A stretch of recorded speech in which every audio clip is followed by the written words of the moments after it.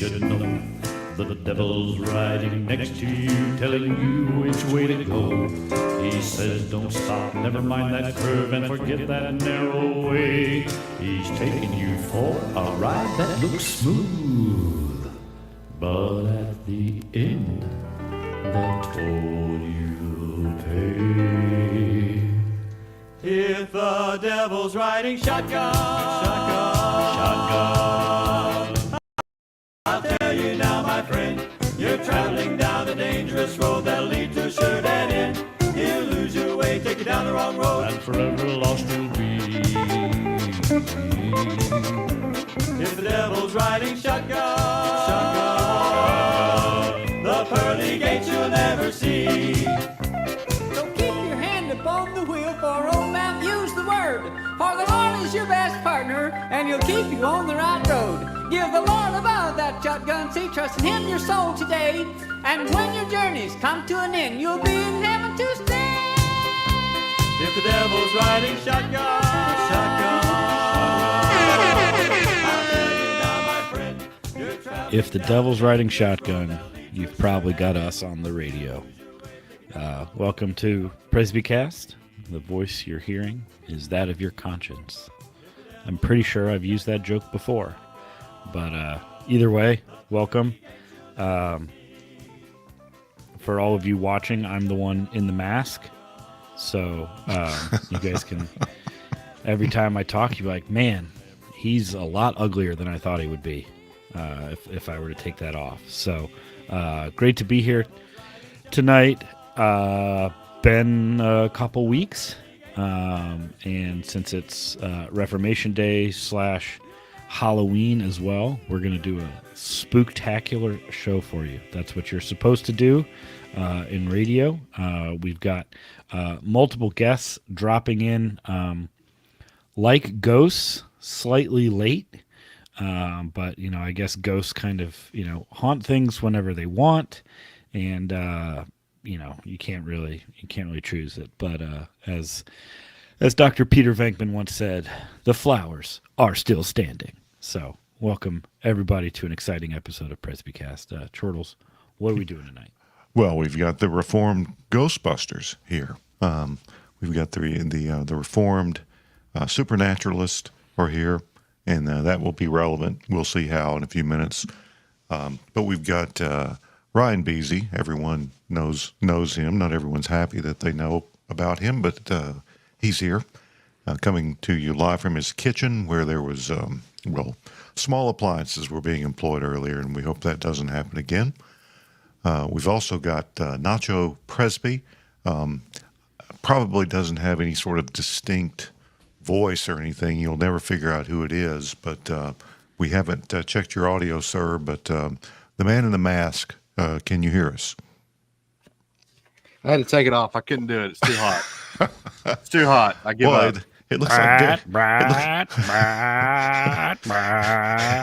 it looks like Derek Bright, pastor from the metropolis of Aliceville, Alabama. It's not really lower Alabama or upper Alabama. It's central Alabama. Just like you, dead in the center. Dead center. Yeah. Inveterate, moderate, and we got another moderate here, Matt Adams, coming to us from South Carolina somewhere. That's right. So kind of coastal, kind of PD River, but Dillon, South Carolina, and I am a true moderate for all intents and purposes. And you're wearing your Titleist cap. You said you were going to come dressed as a coach. Is that? I know, but a Reformation Festival went a little too long at a new member's house at the church. So, we're here, we're happy, and we're here to talk about worship. And other things too. And I'm going to spring other something. Things. Yeah, I'm going to spring something on you. But we'll talk about worship, and we'll get to something else that involves things spiritual, at least allegedly so.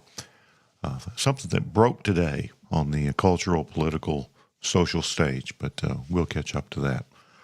So Ryan Beasy, we alluded to you, but we didn't speak to you. Are you okay there in extreme northern Georgia? Happy to be in the free state of Georgia. And do you have any news bulletins, words of wisdom, or updates on your children's YouTube channel? I told them that this month we are going to do an episode of ISN News. We're going to block out, I think, next weekend and hope to get that up there. They've already rehearsed putting the train tracks. This is a Thomas the Tank Engine news show. Island of Sodor Network News. That's right. Brad, I'm a little worried. The about immigrants Ryan's have taken wife. over Tidmouth Sheds. They're not letting Sir Topham Hatt in. People are very cross, and it's a real problem there. It's a great issue with confusion, delay. It is. I was horrible. going to say that I'm a little worried for Ryan's wife because he hasn't posted a picture of what he cooked her for breakfast here lately. So She's actually started cooking me breakfast. Oh boy! way to put your foot down, buddy. We just decided that since the patriarchy runs everything, we're just gonna. That's right. That's fitting since Zoe just logged on. Patriarchy. Zoe. All right, Matt, you had something to add. No, I was just going to pick on Ryan for not posting these Okay. lumptuous breakfasts. Yeah. Well, Ryan's also a gourmand, you might say. And Brett, I haven't insulted you yet. I mean, come on. I don't Nothing know. to insult there, buddy. No, everyone knows I'm sensitive, and they handle me with kid gloves. Speaking of kids, we have Zoe. One half. No, actually, what we like to say about 40% of the Presby girls here, and Resby. I just called you. I call Resby Ranger the dog, and I call Zoe Resby. The syllables are kind of the same, so it's understandable. And I am basically a kid compared to the rest of you. But I was going to say that Ryan needs to do one very specific thing with his mommy blog, and that is that he needs to make breakfast great again. And that's really all I have to say on that. But I hope my costume isn't too esoteric for the rest of you. It just hit me today. So you're a whale psychologist. I'm a whale psychiatrist, actually, which means that psychiatrist. I can diagnose whales' mental issues, but I can also prescribe them medicine. Okay. So, how big is the lozenge? You know whales? It's pretty big. You know whales? Bigger than does that. Does it go in the It's not a suppository. Oh, okay, it's not. What do you call it when it goes through the blowhole?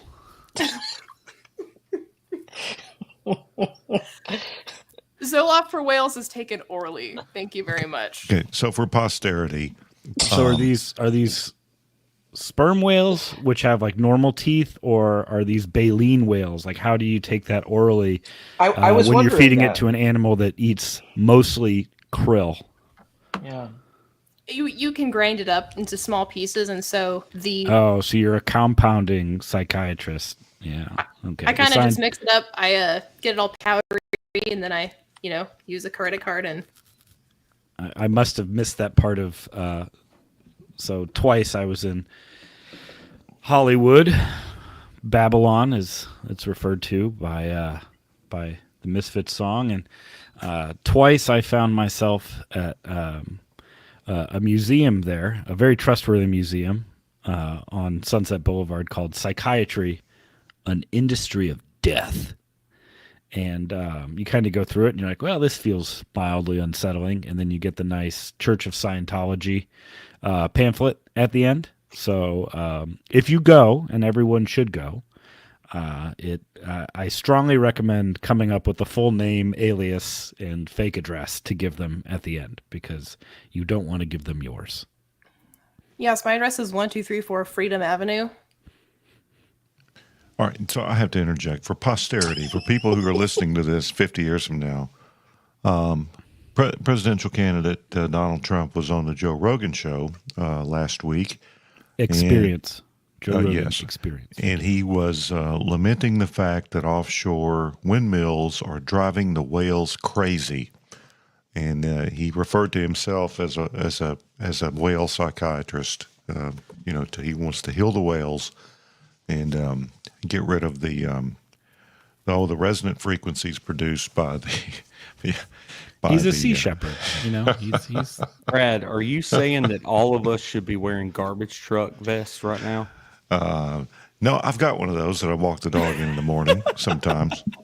Not as big and beautiful as Mr. Trump's. So, But is it thinning? Does it make you look thinner? no, mine does not. It actually did look pretty good on him, but man, it does not look good on me. No, I got the largest one because I want to put it over the coat, you know, when it's in the winter. So it's like a triple XL, and I don't need that.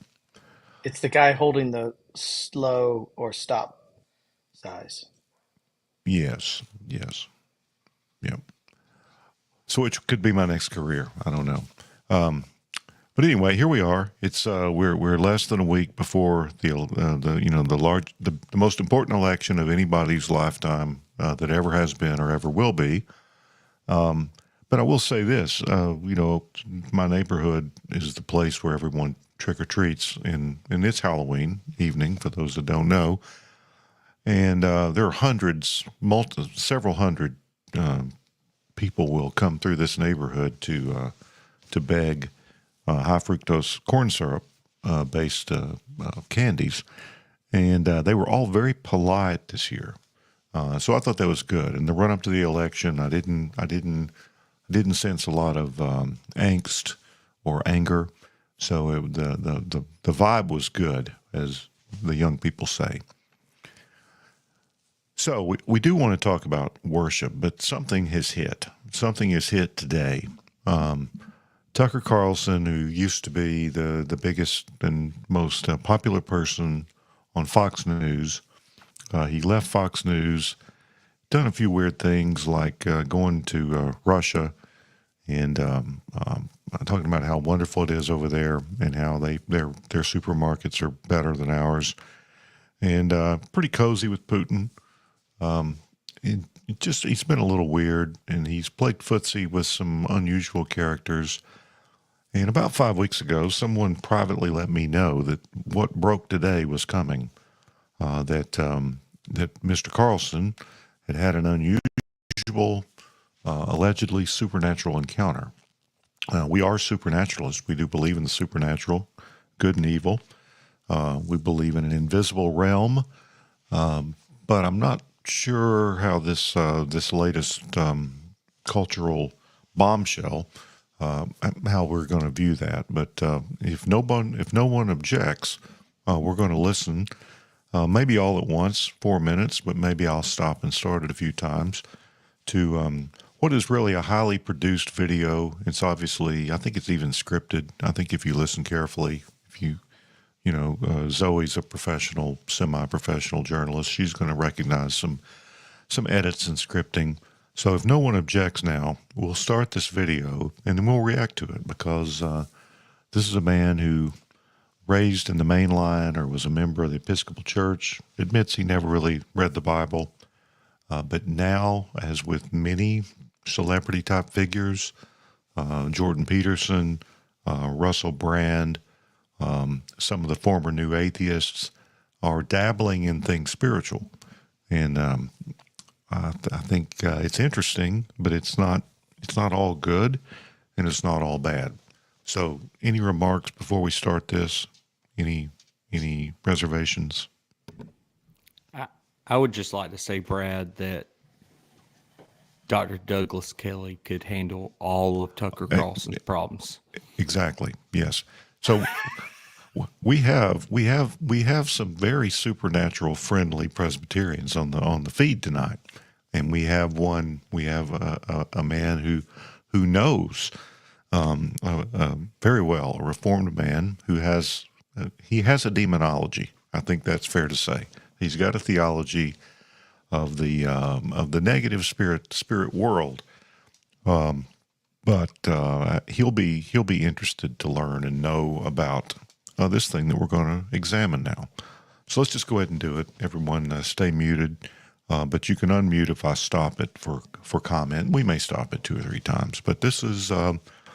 We'll link to the original video. It's all over the place. I don't think there's any copyright problems.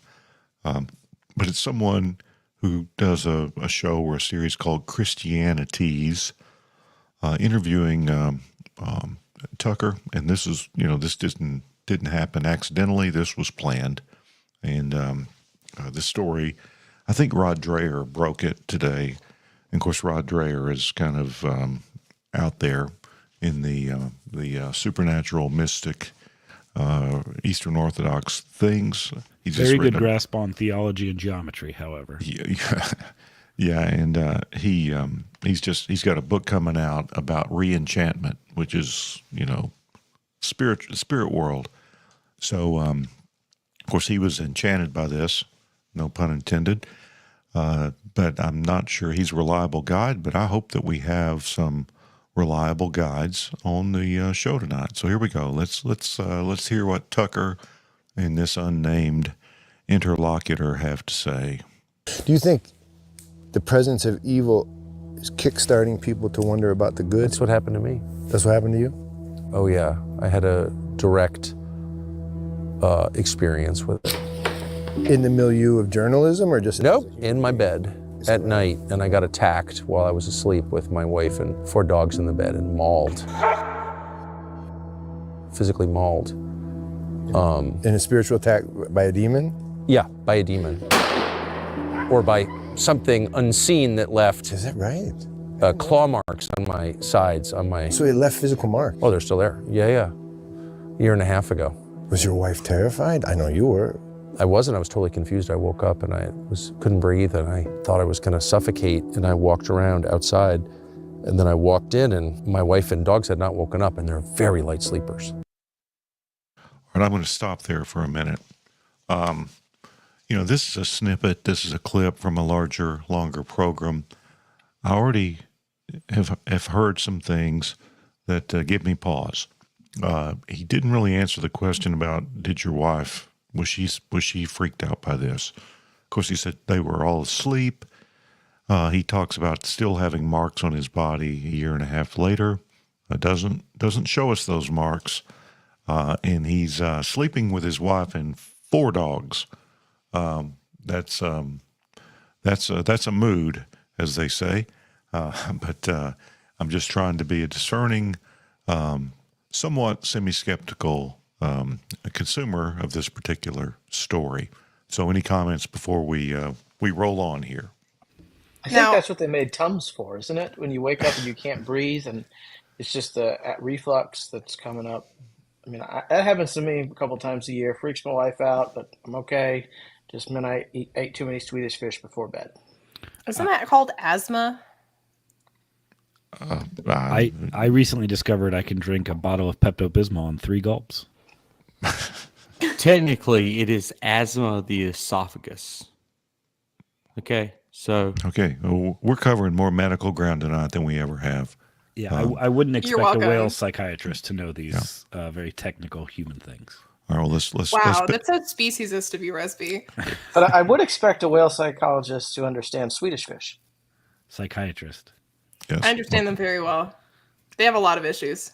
Okay, here we go. Mute yourselves again. My wife and dogs had not woken up, and they're very light sleepers. And then I had these terrible pains on my rib cage and on my shoulder, and I was just in my boxer shorts, and I went and flipped on the light in the bathroom, and I had 4 claw marks on either side underneath my arms and on my left shoulder, and they're bleeding. Wait, they were bleeding? They're bleeding, yeah. No, they're actual claw marks. And I sleep on my side, so I wasn't clawing myself. I don't have long nails. And they didn't fit my hands anyway. All right, so let me say, this is scripted. This is a multi-camera shoot. And this is not a natural interview. This was written and determined beforehand. It could be true, or he could believe it's true, but this is not. This is not hidden camera stuff. But yeah, that happened.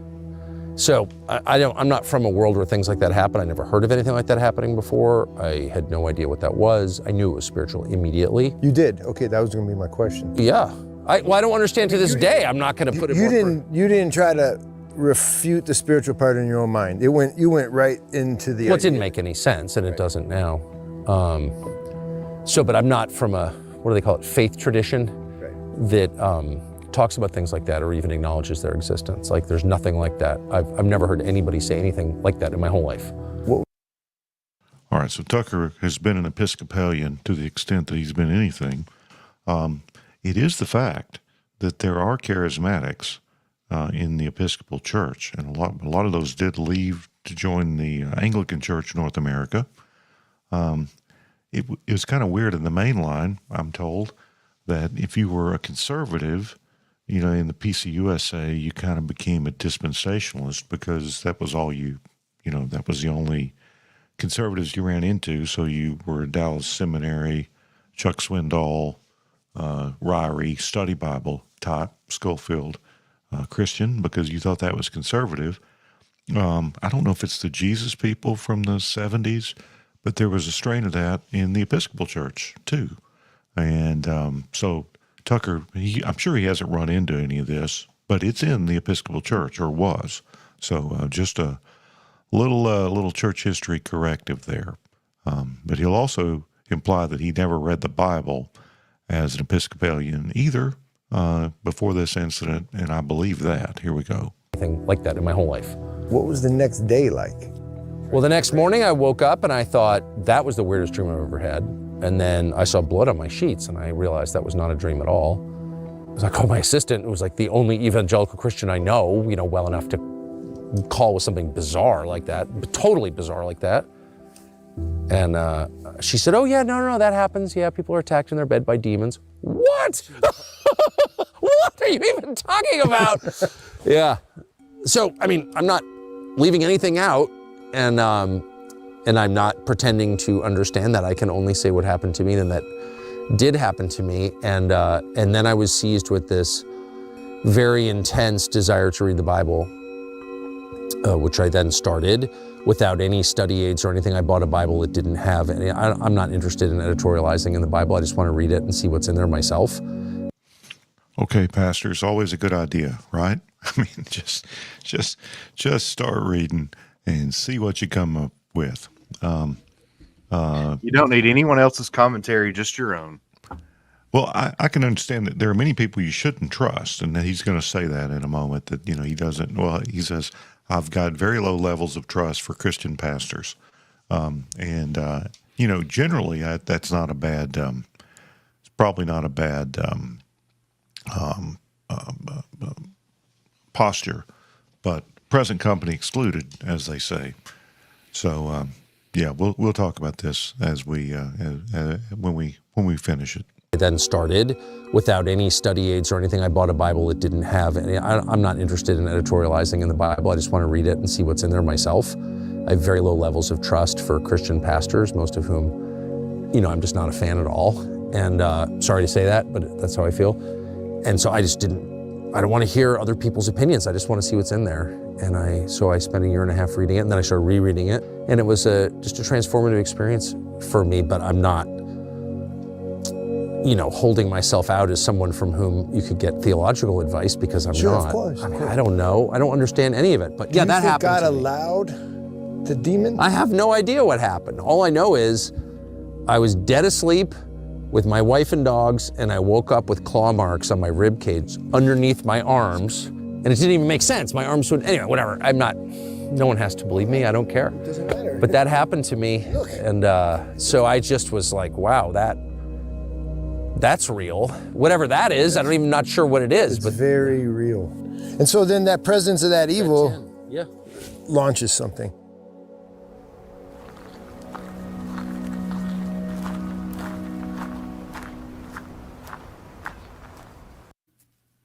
This is a promo for something called Christianities.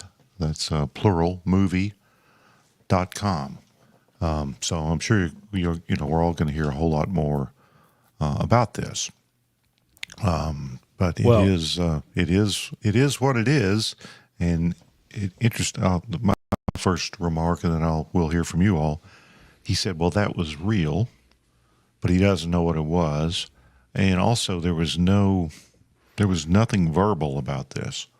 So this could only have been a prod or a jarring. There was no spoken revelation, which we would have been skeptical of as well, but just a totally nonverbal, physical, spiritual altercation, which I guess you could pour any meaning you wanted to into that.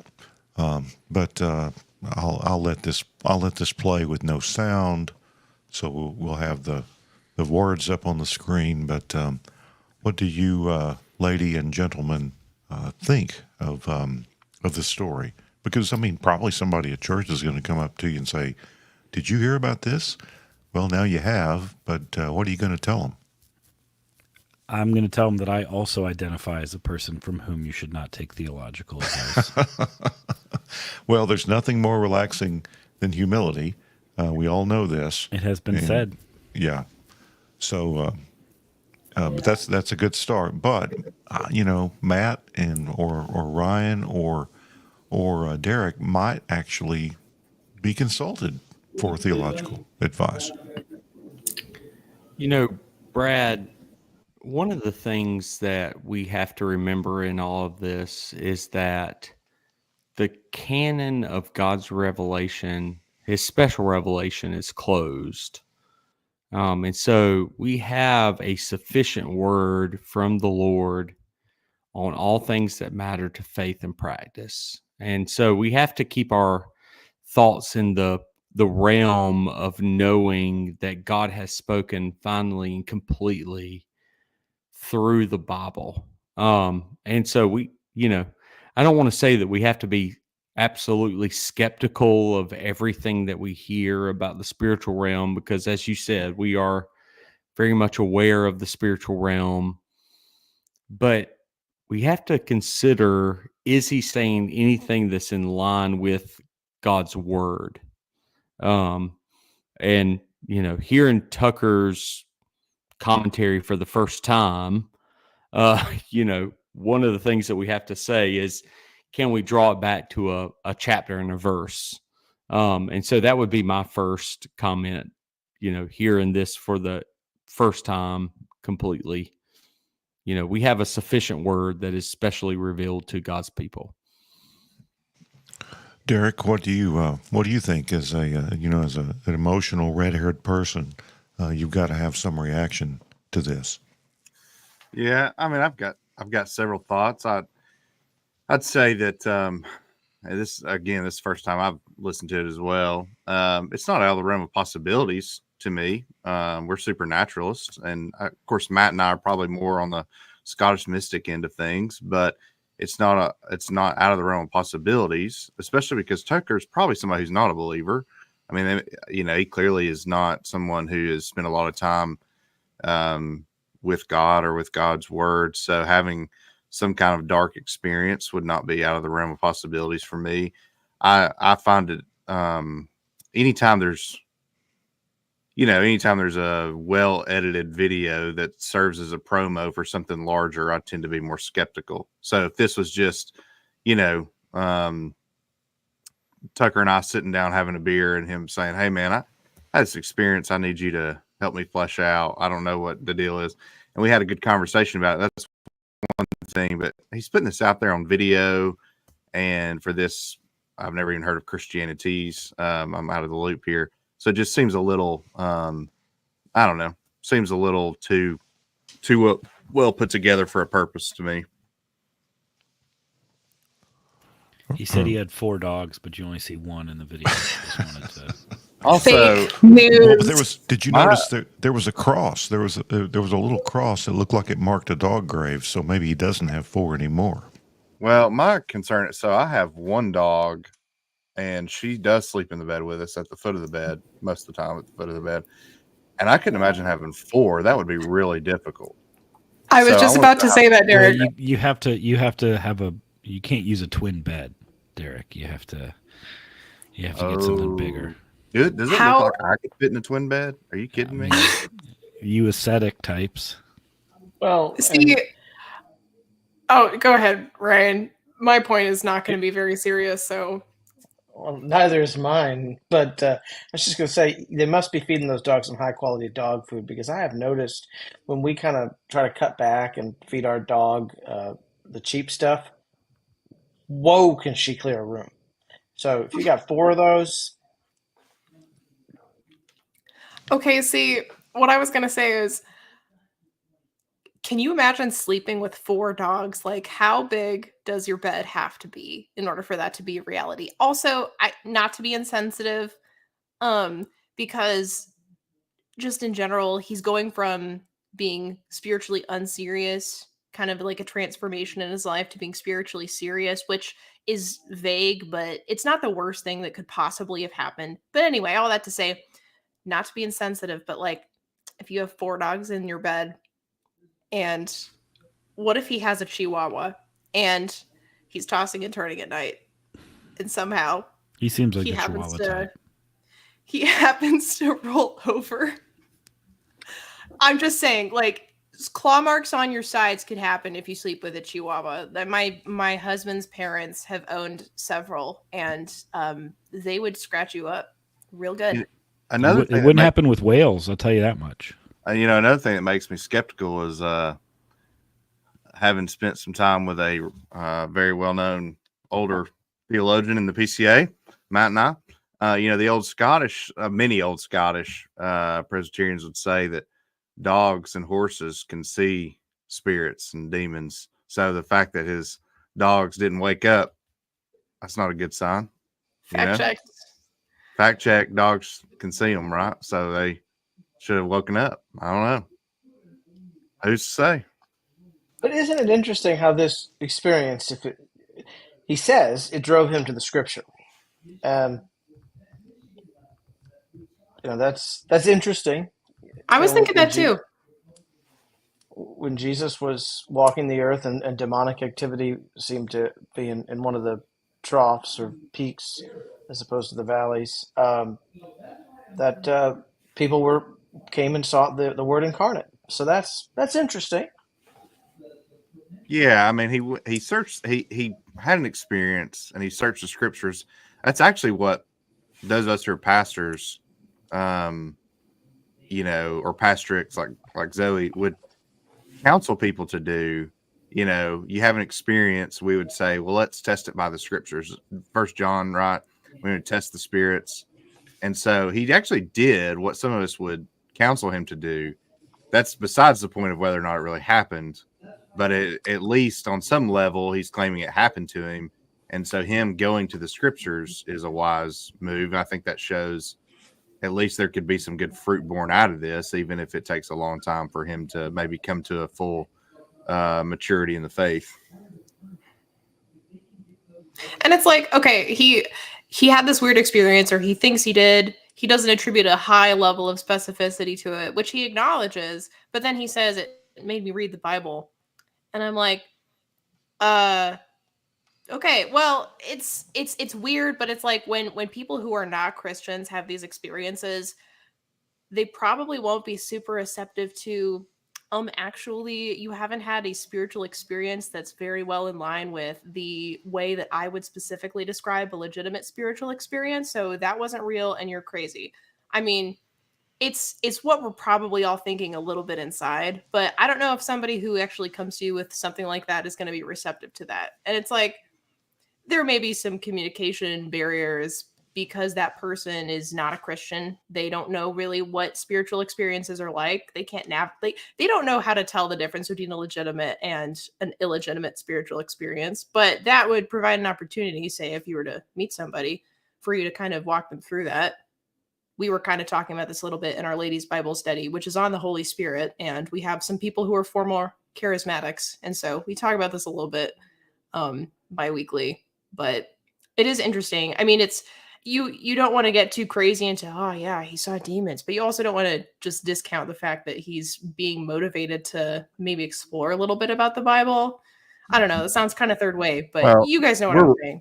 We're Reformed, but we're not deists, right? So things can happen, right? I mean, it's a legitimate thing. Things happen. We may not believe there's new revelation coming, but we do believe in angels and demons and Christ and Satan. We're supernaturals. We live in the spirit. So, somebody who's not a Christian has an evil experience. That doesn't sound out of the realm of possibilities to me.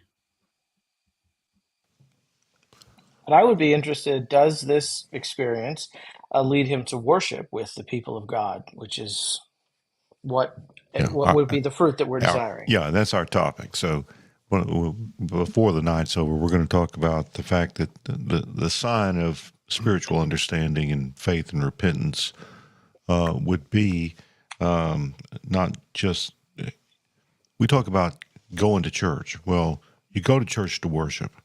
As a Southern Baptist, I didn't really understand that. You went to church to hear the sermon and participate, and I don't, it's very strange. But when I first visited, Ryan, you'll appreciate this. When I visited the PCA church, at which I am now an elder, on the Sunday nearest Thanksgiving in 2003, Duncan Rankin, we all know and love, the pastor at Covenant Presbyterian Oak Ridge, when I met him after the service and shook his hand very briefly, he said, "It's good to worship with you." And no Baptist pastor was going to say that. And I didn't really get it. And that was like the shape of things to come. I was gonna understand that, the importance of worship, but we can't. I think our ministers here on the call, you can't separate worship from membership in a church, from attachment to a local church, because that's where it happens. So what we would hope for Tucker Carlson is that he affiliated with a church and worshiped at that church in spirit and in truth, with reverence and in awe, and according to what the Bible commands. And the truth part would be with the biblical truth being preached, and also informing the worship service and the administration of the sacraments. So that sounds kind of complicated. Being reformed is not easy, and it's not simple, but the worship should be simple. But that's what we would hope, and that's a big ask in today's culture for a celebrity with all the political and religious turmoil that we have in this country. That's a lot to ask, but that's what we would hope. Unmute yourself there, Matt. Oh, sorry. I was just saying I agree with you. You know, if this doesn't push Tucker to worship the Lamb who was slain, as we see in Revelation chapter 5, then we can say without a doubt that this is just some sort of high emotional experience, because he is being, persecuted for promoting a certain candidate over another.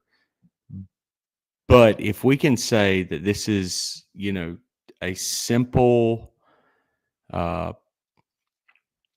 derivative, if you will, from the Word of God as revealed in the Scriptures, if we can take it back to a chapter and a verse, as we've already said, then we can, have some sort of mystery, but also, common sense in the natural revelation of the Lord that this is from God. But if it's not driving Tucker to worship the Lord in the splendor of holiness, in spirit and in truth, then we have to say without a shadow of a doubt that this is not genuine. Even if we're, if we lean mystic or naturalist, we have to say that it all drives ourselves back to the worship of Christ and the special revelation that is according to the Scripture. And so if it's not driving Tucker to, attend Lord's Day worship services, if it's not driving Tucker to worship Christ, who is the Lamb who was slain for all who believe, if it's not driving Tucker to bend a knee to King Jesus, then we can say without a shadow of a doubt that it is, far beyond anything that God would do in the midst of his creation by his providence. But, so yeah, I mean, I'm very skeptical of the of the account that Tucker's given, because of those reasons that I just articulated. When Yeah. people want the extraordinary and the sensational, and wow, I was attacked by demons in my bed, that'll get you some clicks, and we're here talking about it. But it's the ordinary things that are what lasts and what actually count. You know, when Yeah. we can look back to the old, supposedly the oldest book in the Bible. We've got an account of Satan asking permission to sort of torture, torment Job, but he doesn't attack him physically. And this is at a time when there's no written revelation, and it's a very interesting question. How did God communicate with Cain and Abel so that they know so that they knew what sacrifice to bring? How did Melchizedek know what to do as the first priest mentioned in the Bible? That's a long time ago in a different era of revelation. We have the scriptures now. We have the ordinary means of grace. That's the point you all made earlier. God does not normally speak by direct revelation, and we don't normally see people. I mean, we see wrestling with an angel, and Jacob's hip being put out of joint, but we don't see demons attacking apostles and things like that. Now we certainly see the Gerasene demoniac. We see demon possession, but I hope we're not alleging that Tucker was possessed. We hope for good things, but there's nothing normative about this, except we have, you hear about Christian nationalism. The only powerful Christian nationalists, and it's really who the mainstream media is talking about, are these new apostolic revelation people. The people who are charismatics and they speak prophetic words over President Trump, and there's female pastors, prosperity gospel churches. They're all about this, and this is going to float their boats. There's no doubt. This is folk religion, and folk religion sells. A sort of dualistic, good versus evil. It fits right into the narrative. But that's not really the realm we operate in as biblical Christians, Ryan. That's true. But also remember that when we expose ourselves and open ourselves, not expose ourselves, but when we expose ourselves to the occult and the spiritual world divorced from the truth, we open ourselves up to demonic attack. That this is not, beyond the realm of possibility that maybe Tucker, because he's been through a little bit of a tough time, lost his job, as I recall, probably exploring spiritually with all sorts of things, opens him up. And demons hate humans because humans bear the image of God. And so I'm skeptical, but I don't want to put it beyond the realm of possibility that maybe this did happen. So in William Perkins' book, William Perkins, for those who don't know, father of Puritanism, he wrote a book, I believe it's in volume 9 of his collected works, The Damned Art of Witchcraft. And in The Damned Art of Witchcraft, he talks about how those who practice the occult and witchcraft do experience supernatural events and do experience what they would consider miracles, because the false gods and the demons are always trying to copy what the true God could do or does do in order to continue to deceive people. So not saying that Tucker Carlson's practicing witchcraft, but even William Perkins, a Puritan, would say, well, sure, you experienced something. You're open to the occult. You're open to to witchcraft, to the demonic. Of course something happens, Perkins would even say, oh, you saw something float? Sure. I'm sure you did. A demon probably made it float because he's trying to entice you into following the way of the devil, your father. So It's not out of the realm of possibility. Well, I'm told, and I was told, I actually told this 5 weeks ago by the person who's not a nobody who told me this, that this specific story was coming. I remember I told my wife about it, and then when it hit today, I couldn't remember who told me, and then it eventually occurred to me. But Tucker's also interested in aliens, and like some some online Christians, they're equating demons with aliens. So some of the fascination with aliens and this demonic thing, there's an overlap, and I think we need to be ready to handle questions about that, because it could be with a new president that there'll be some declassification of some of this alien stuff. We may hear more about this, and we have to be very sober and non-speculative and reasonable when we talk about these things. So, in a very sober, non-speculative way, Here we go. do we know where the aliens were on November 22nd, 1963? Just asking questions here. Resby, we do not. Resby. We do not. But Calvin does give a. He was on the grassy knoll? No, John Calvin gives a thorough introduction to his talk about angels and demons and the spiritual realm in his institutes. I know he talks about angels for about 11 or 12 pages in his institutes. And he says that we cannot be speculative. We just as Brad was saying, we cannot, be speculative about anything that is being discussed when it comes to the spiritual realm, because we have to consider and affirm, not only consider, but affirm that our Bible is sufficient for all the things that are needed for faith and practice.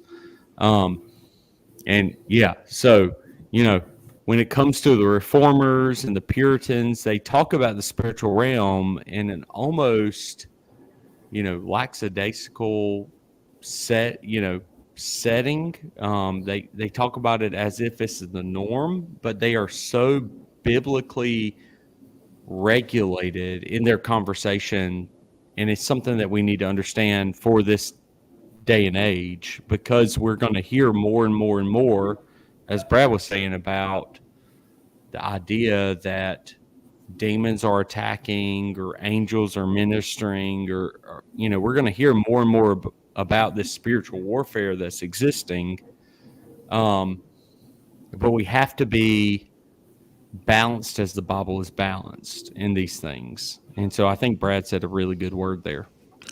Well, I get a little weary sometimes of people who everything I don't like is demonic. Anything that's evil or wrong or against God's law, it's demonic. That's not terribly helpful. It's like if if everything's fascist, there is no fascism. So yeah, be careful attributing to the demons what normal human sinfulness and the fall and total depravity accounts for that. We don't need no demonic assistance required. Yep. And to that point, I mean, the banality of evil is a lot of times something that I've thought about, which is a very interesting state to live in for conspiracies. And I believe in a lot of conspiracies, so I can't really discount a lot of them. But the thing is that an Israelite in whom there is no guile is Zoe. I really appreciate that. It's not true at all, but I gotta hand it to you. But the thing about it is, people are willing to believe in conspiracies about, the government is using 5G to look inside our bodies and see where we are at all times. And as much as I think that they would do that if they could do that, things about the hurricane being targeted towards Western North Carolina because of its voter base, stuff like that. And it's like, I believe that the government could do that, would do that if they could. I believe in the evil, but not the competence. And then Hannah Arendt, in her historical book, talks about the banality of evil. And evil and human sin is a lot usually more boring than we would imagine. And there's this kind of like titillating, interesting thing about supernatural evil that just makes you interested, but also distracted from things that might actually be somewhat more important than the conspiracy you're thinking about. C.S. Lewis in the Screwtape Letters talks about this a lot. He talks about supernaturalism, and he talks about how you can actually, the devil can actually win souls to himself, even if someone is a nominal Christian, by making them obsessed with supernaturalism and obsessed with the Christianity and veganism, Christianity and democracy, Christianity and fascism, blah, blah, blah. And so the whole point is that Christianity it and is evil. Ventilianism. Christianity Yeah. and liberalism. Christianity and whale psychiatry.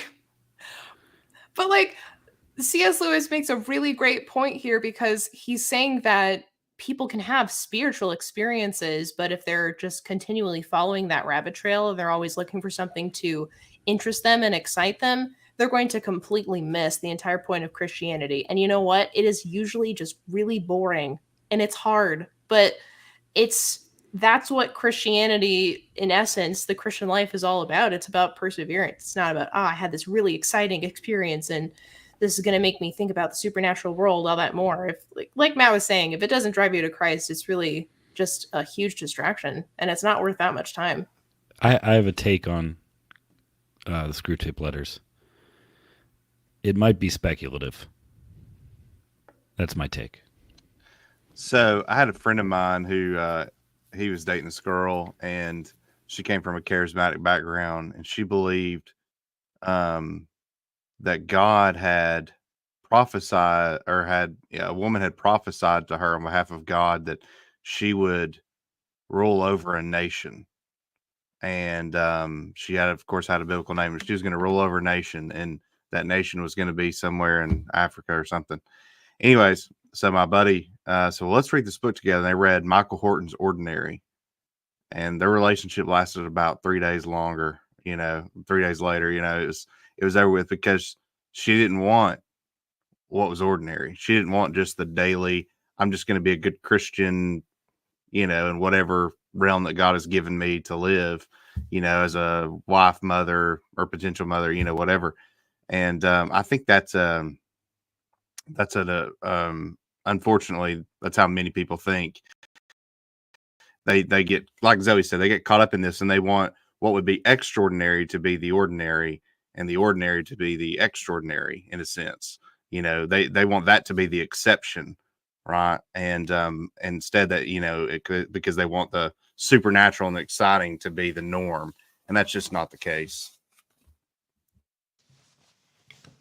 All right. Well, let's we were supposed to talk about worship, and we're not going to have time to talk much about worship.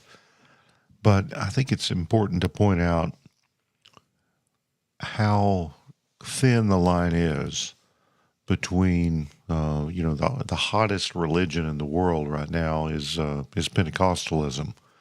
A lot of it's the worst version of that, the prosperity gospel. That's all over the third world. Africa. I'm sure there's even some of it in Europe, certainly in Asia. There's some of that.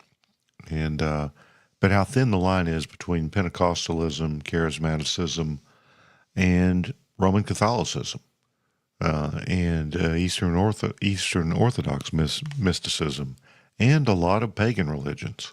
The ecstatic experiences, the esoteric experiences, the very individualistic and unverifiable things that accompany the natural things can be ginned up that are basically physical and mechanical, the speaking in tongues and ecstatic experiences, out of body experiences, all those things. There's not a lot of difference between Pentecostalism and this what we see with the cult of the saints, bleeding statues, the miracles, the relics. That's natural religion. That's the natural religion of the human race.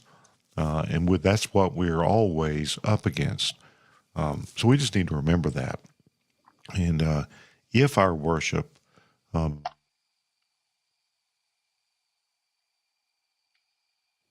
That was profound. anytime it tends to be about experience, um, but we're open to that. And there's a way to do that kind of highbrow. There's a lowbrow way to do it. We don't have to handle snakes. We can handle, You carry Mary salt around on a and cart. yeah, or we can process the Bible. We can process the Bible down the center aisle of a PCA church and have everybody turn and look at it and bow towards it. Oh no, he That's not weird didn't. at all. No, That's not weird at all. It's not common, but it's happened. Brad, did that really happen?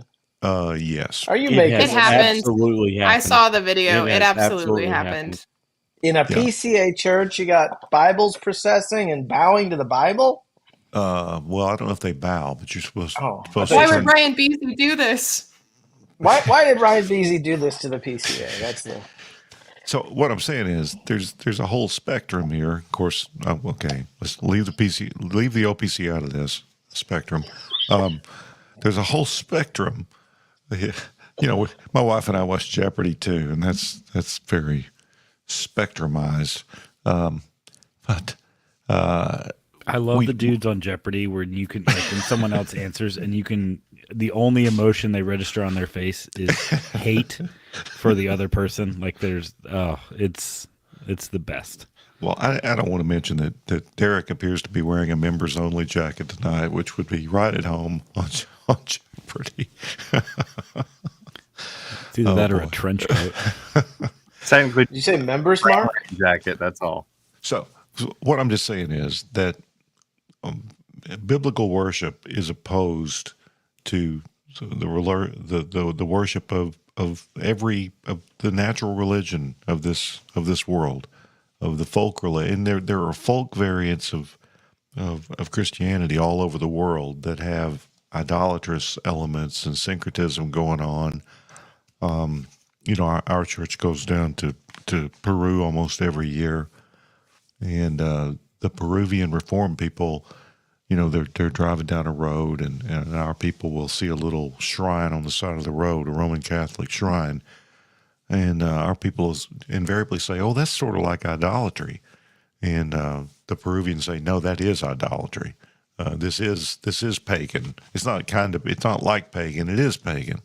So that's what syncretism is. But we live in a world, even occasionally in the Reformed world, with syncretistic, natural religion worship. So let's talk about that for a few minutes, and then we'll wrap up. Well, that's why we need the regulative principle of worship, because of the regulative principle of worship, what does God want in his worship? And throughout the history of the Old Testament, whether it's Jeroboam or Aaron or Manasseh or Ahaz, they're always looking to the culture to see what will the people around us find relevant, what do people find relevant, and we're going to incorporate that in our worship. And then when the Reformation comes, it's back to the Bible. What does God want in his worship? Which, on the one hand, makes Reformed worship the most portable form of worship, because all you need now is bread, Bible, wine, a psalter to sing from, and you can worship. Whereas what we see, whether it's Romanism with the smells and bells, or it's mega church with the fog machines and the drum sets, that's just the culture. But Reform worship confronts the culture. And I think a great example of that is what Frank Smith is doing in Atlanta. And he's gone into the inner city with and they're singing a cappella psalms. Yeah, and demonstrate that for us, will you? He's been drinking at his local Reformation festival. Morse code. Is that a pink drink? It's kefir. My wife made it for me. It's a little bit sour tonight, but she grows her own kefir. I don't know what the verb is for kefir, but anyway, You ferment if you watch it, but she sounds based. Yes, she is. But you watch the worship documentary that Les Lanphier produced, and Reform worship transcultural because it's not based on human culture.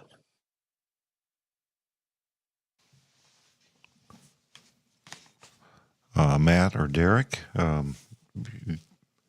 you all live in parts of the world that have got Reformed history, but Reformed worship is unusual.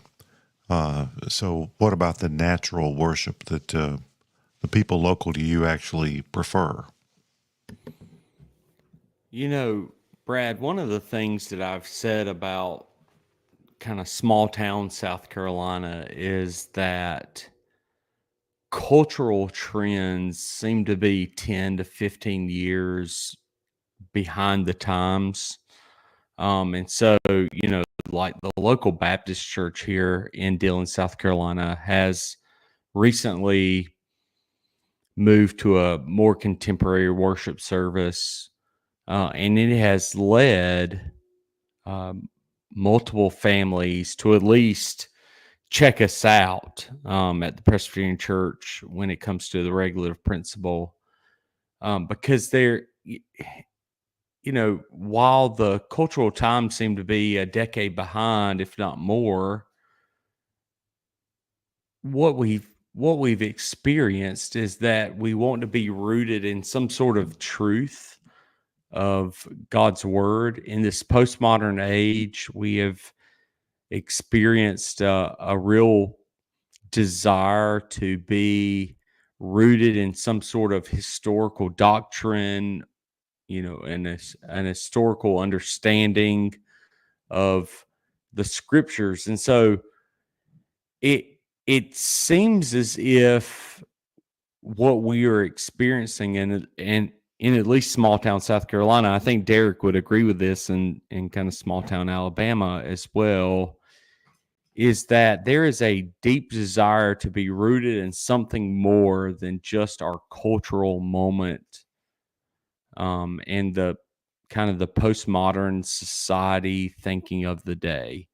But the Romanist or the Eastern Orthodox or, you know, the High Church Anglo-Catholics could provide something like that too.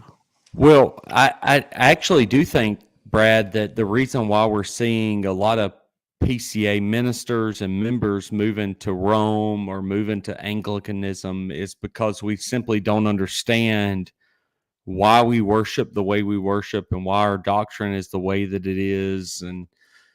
And it seems, you know, I kind of hate to say this, but it seems as if the progressive side of the denomination is moving towards those bells and smells of, you know, theology, because they simply desire something that is not taught within the local church. And so I think that, you know, one of the facets of, you know, First Presbyterian Church Dillon that we've seen since COVID, and we've experienced exponential growth since COVID, is that we know why we worship the way we do. We know why we teach and preach the way we do, because it's regulated by the scriptures.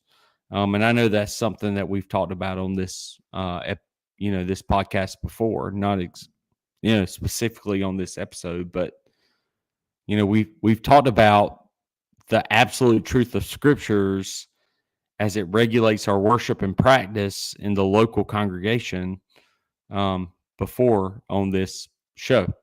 So, you know, we offer something that doesn't come in, you know, pursuing Roman Catholicism or Eastern Orthodox or Anglicanism, because we know what we believe, we know why we worship the way we worship, and we can point it back to a chapter and a verse. And I think a lot of this desire for Anglican, Roman Catholic, Romish liturgy is because people are unrooted. And I have a friend in Presbytery whom I won't name because he may not want to be associated with me. But he said, you know, one of the reasons for the attractiveness of Anglicanism is that guys, men and women, people are living lives that would have been unrecognizable to their Christian forebears 100 years ago.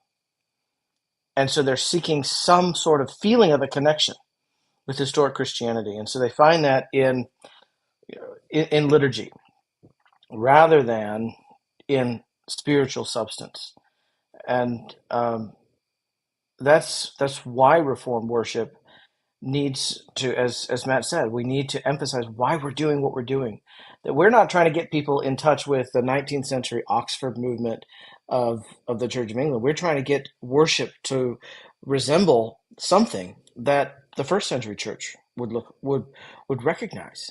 It's read the Bible, pray the Bible, sing the Bible, preach the Bible, see the Bible. That's what Reformed worship is. And that's profoundly ordinary, but that's remarkably transformative. Morning and evening worship.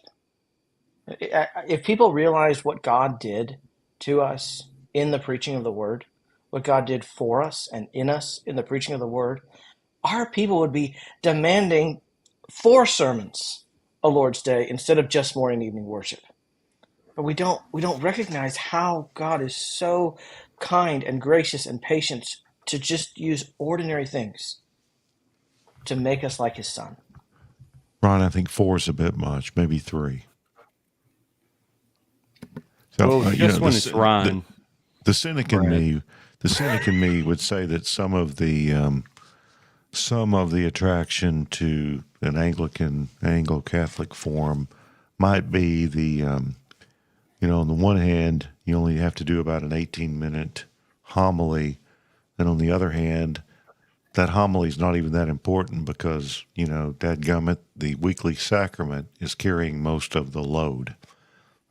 It's really just a different way of doing the Christian religion, and I think that's our point. It's not really compatible with Reformed theology and Reformed worship, but I know that's arguable, and people will take issue with that. But again, if I were being cynical, I would make that case, but I'm not. Matt. Far be it from you. Well, I also think if I could be, well, Matt, I don't know. I'm not trying to be controversial necessarily, but I think a lot of men in Reformed churches aren't good enough preachers to carry the service, right? And they're not good enough at leading worship, so they rely on things like liturgy and a 15-minute homily because that's all they're good for. They really can't handle the word very well. Yeah, and that's not universal. Well, I watch a lot of worship services online, and there are a lot of 28 to 45-minute sermons out there. Oh, absolutely. Yeah. There are even with people that much different than we are. But anyway.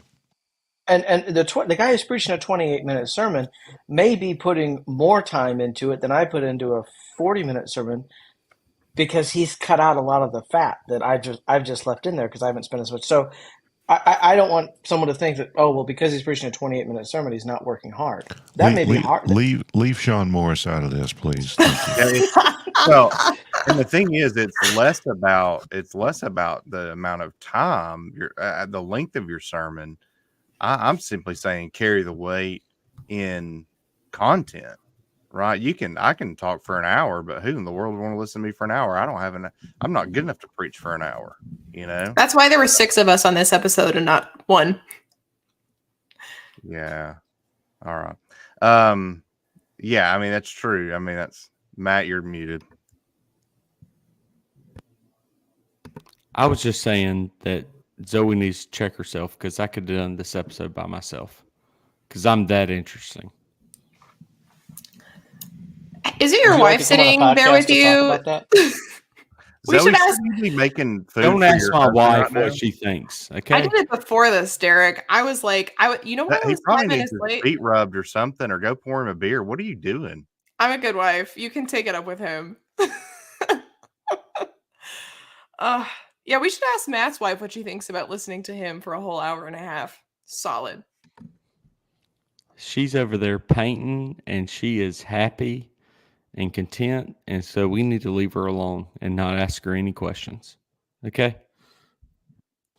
I'll second that. Yes, we'll leave her alone because she hasn't done anything anything wrong here, and she's obviously tolerated a good bit. So it's all good. No more than Mrs. Beasy has, I'm sure, or Mrs. Bright for that matter. I wish my wife were on this one because she grew up charismatic and Pentecostal. Oh, And okay. I mean, did she too, Ryan. is. Okay. Yeah. Oh, yeah. Yeah. But I mean, I know. And yeah, but she's told me things about her experiences in childhood that would have been very relevant, but I don't feel comfortable sharing them because they're her stories. And she may not make me breakfast anymore if I told the wrong one. So, Well, and I invoked Sean Morris's name, but we can't talk about direct revelation and charismaticism without mentioning that when Sean Morris was a young man, some other, it was like a teenager, some other person at this church service declared him to be an apostle. So whether we know it or not, we all know an apostle. Brad, the minister I worked under, John Bumgardner, his son was born with spina bifida, and he is a deacon at John Payne's church, and he would, without reservation, allow me to tell this story. He went to a Pentecostal church, I think through my, I was raised Pentecostal. I was Pentecostal till I was 18 years old and went to college. He went to a Pentecostal church kind of under my guidance to go, and they prayed for him to walk, and he doesn't have any feeling from his hips down. And so when we like to tell jokes about this idea of snake handling. I've literally been in a church that handled serpents, and I've seen the negative repercussions of that sort of doctrine and theology with my grandmother, who died with a lack of assurance of salvation, and I mean there is serious, there's serious issues with the name it, claim it, prosperity gospel doctrine that is taught in those churches, that would love the things that we talked about with Tucker Carlson, but would miss the long-suffering care and love of Christ that we affirm in our Reformed doctrine. And so, we make jokes of these things, and I'm the first to say that I also make jokes of these things, but these are serious issues that are in Fort Oglethorpe and in Aliceville, Alabama, and Dillon, South Carolina, and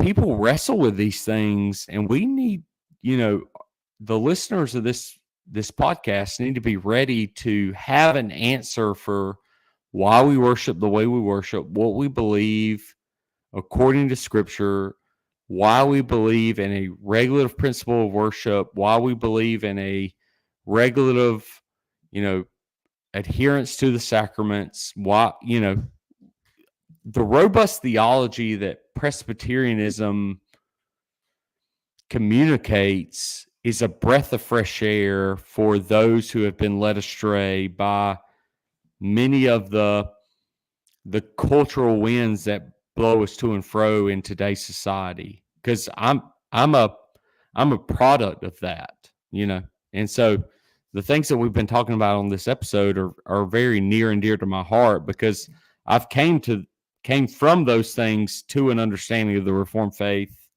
a Reformed view of worship, and Reformed doctrines of salvation and justification and sanctification and glorification, those things. Oh yeah, it's real. It makes a difference. I think I've mentioned before, my maternal grandmother was raised General Baptist. That meant general atonement, which meant Arminian free will, and she struggled with assurance till the day she died. She was a dear Christian woman, but she had been told as a child she could lose that salvation, and it was all up to her. And it's hard to get away from that. So that's why it's important. These things are of great importance, and that's why you three pastors spend so much time trying to bring these doctrines to people as clearly and as with proper application and with pastoral sensitivity.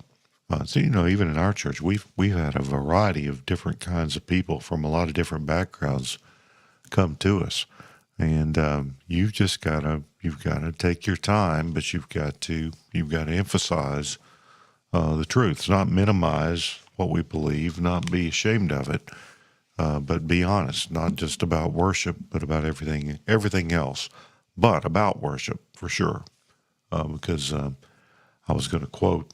If we certainly didn't, we had plenty to talk about, but in the necessity of reforming the church, Calvin put worship before doctrine. He put worship before soteriology, because he understood that we learn from liturgy, we learn from worship, we learn.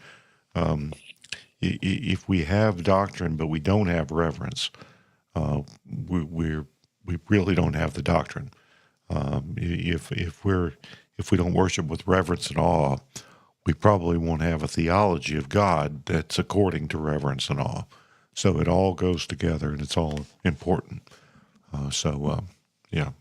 Well, and I've shared this before on here, I think, but I remember going through a communicants class with a young covenant child who had professed faith, and I asked her, I asked all of them, what do you believe? And what is the gospel? Who's Jesus? And when I started asking these questions, one of the young members said, well, I believe in God the Father Almighty, maker of heaven and earth, and in Jesus Christ, his only Son, our Lord. And I said, well, what did Jesus do? He was crucified, dead, or he was born of the Virgin Mary, suffered under Pontius Pilate, was crucified, dead, and buried, descended into hell for our sin. And I was like, well, okay. I mean, that's why you do liturgy, right? I mean, that's why you have sound worship, because here's this young covenant child in elementary school who her confession of faith and what she believes about God came straight from the Apostles' Creed, which we say every Sunday, and not from, some pop-up book, or some conference or some youth event. It was, no, we say this every Sunday. This is what we believe about who God is. And so it's important. Good liturgy is important to have. All right. Well, this is it's been an interesting discussion, and I hope the tone has been reasonable. Anything any of you want to add, including even Zoe? We'll let her say something if she wants to. But any closing exhortations on this All Saints evening, Halloween, Reforween, Reformation Day, which we could have made a lot of ways by talking about whether is Reformation Day kind of a fake holiday. Doesn't matter. The day is the day. But any closing remarks or exhortations, or maybe some of you need to apologize for something. I don't know. Well, unsurprisingly, I do have comments, which is probably the most predictable thing that could possibly happen Which today. you'll have to apologize for, most likely. Oh, yeah, absolutely. I have to apologize for Seth every time I come on here. I'm like, hey, I hope your reputation can survive this one, buddy, because I'm about to nuke it out of the sky. No, I've never said that to him, but one day I have to practice, because one day I'm going to have to. Something that this whole conversation has me thinking about, especially because there's a difference, we were talking about Tucker, between legitimate religious experiences and like illegitimate religious experiences. What does that drive you to, as well as worship styles, which actually I think the Tucker thing mapped onto that worship discussion point quite well, actually. But what it reminded me of was our upcoming denominational issue that we're having, kind of a dialogue, if you will, about the regulative principle. And Beezy mentioned this earlier. Um, a lot of people who are anti RPW are anti RPW because I feel like they are that way because they think that the regulative principle is supposed to impose this specific worship style on the PCA. Like, the point of the RPW is to outlaw drummers in cages, which that would be a natural consequence of the codification of the RPW into the BCO. But the point of the regulative principle is not that we can police the style of worship. It's a whole different kind of piety altogether. Our Presbycast beloved friend R. Scott Clark asked me to write an article last year, or maybe it was this year, about the difference between Anglican spirituality, like high church spirituality, and like Presbyterian spirituality, because there's we mentioned it tonight, there's Anglican style things sometimes that are happening in Presbyterian churches, and I kind of just put together a little think piece about why that was. And the reason why is that worship is associated with piety so closely.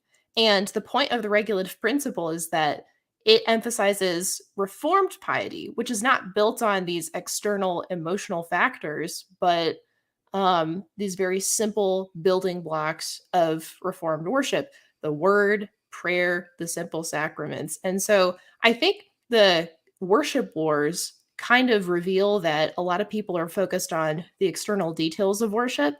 And the point of the regulative principle is that the type of piety that Reformed churches can have, and the type of piety that has driven them to kind of outlast all of these churchy trends, and people can find refreshment for their souls, is just simply that. It's the piety. And so I think people who don't like the regulative principle see it as a kind of draconian thing where we're going to go into every church and say, you can't have a worship team or whatever, which, we could talk about that, but that's not the point. So anyway, the worship wars kind of got me thinking about that. I feel like I need to read a disclaimer, but we won't. We'll just say that was Zoe. And all points are my own. Nobody has to take responsibility for them. Only me.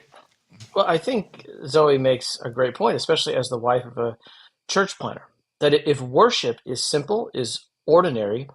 I was listening to someone talk about an experience that in which he participated, in which there was a large group of musicians accompanying a large choir, and were the musicians large in and of themselves?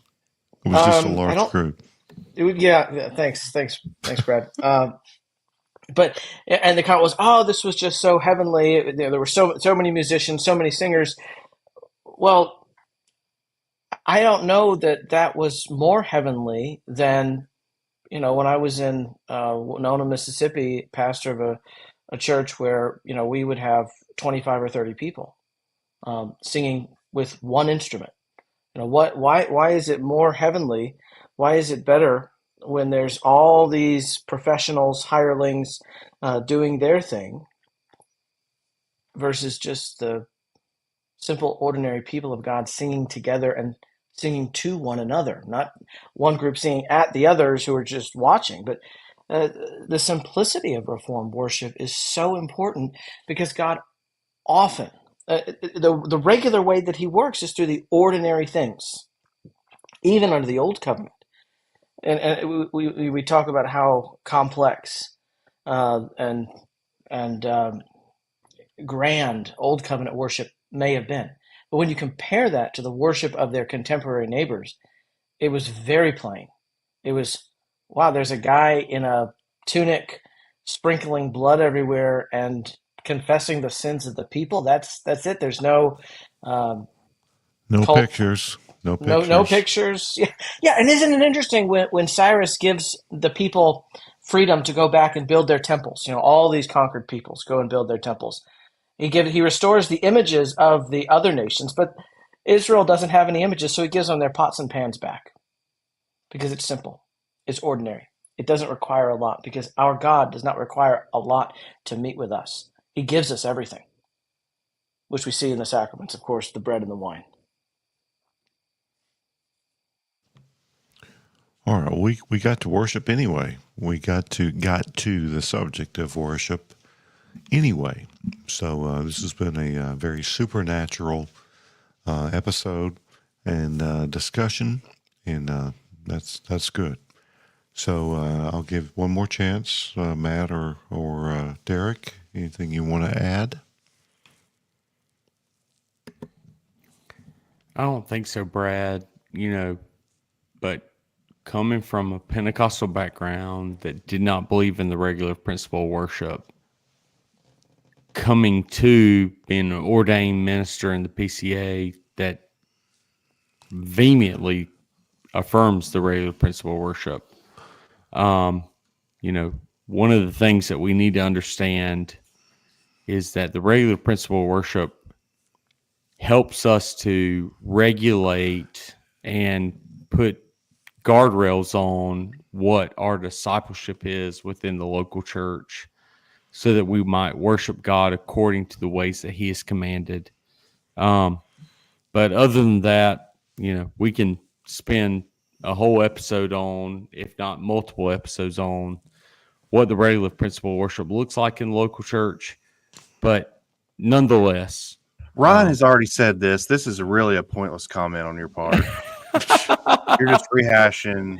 Brad just wanted us to offer Derek, some thoughts and get out of here. That's all we wanted. We wanted to close the show, and you went on this Dylan rant about something Ryan's already said. okay, I'm muting my mic rant. and Derek, moving you did along. not. You need to let loose, Derek. I mean, I feel like we don't really know what you're thinking. Oh, plain speaking is what we're all about. Resby, I know you've enjoyed being with this august crew, and you might want to tell them how much you've enjoyed it, but also our listeners how much we appreciate them, how much we hope that all their Halloween candy was razor blade free, and that there'll be no poultry products adhering to. People don't do that. People don't throw eggs anymore. But We used to be a country, Yeah, a proper small- country. Listen, I'll tell you this. I'll close with this, and then it's Resby's. My dad was a basketball coach and a teacher, so he had enemies. Yeah, and From teaching or coaching? both. And he got wind that a whole truckload of young ruffians were going to egg our house. Now, my dad was not a firearms enthusiast, but he had a starter's pistol, and by virtue of being the coach. And he heard that Do a lot of basketball coaches carry starter pistols? well, the school had one, and he was the only coach, so he had it. So he puts on Halloween evening. He puts a lawn chair in the middle of the driveway, and he has the starter's pistol. And when the truckload of young ruffians who were going to egg our house came by, he began to fire the starter's pistol, and they didn't engage in their nefarious task, and they didn't come by again. And I was very impressed with that. That I looked up to my dad for running off the bad guys. So, Resby, I know where you are. There aren't any bad guys. It's just it's an ironic pastoral setting where you live. Yeah.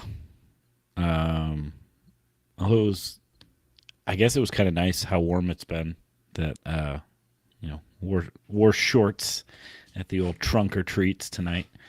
But thanks everyone for watching along. Like dogs return to their vomit, you guys just keep returning back to this show, and we appreciate it. It's doing something for our self-esteem, but we're Presbycast, so remember, if you don't want to be buried in a pet cemetery, please don't be an Erdman. If the devil's riding shotgun, the pearly gates you'll never see. If the devil's riding shotgun, the pearly gates you'll never see. You'll never see. You'll never see. You'll never see. shotgun. The pearly gates you'll never see. You'll never see. You'll never see. You'll never see.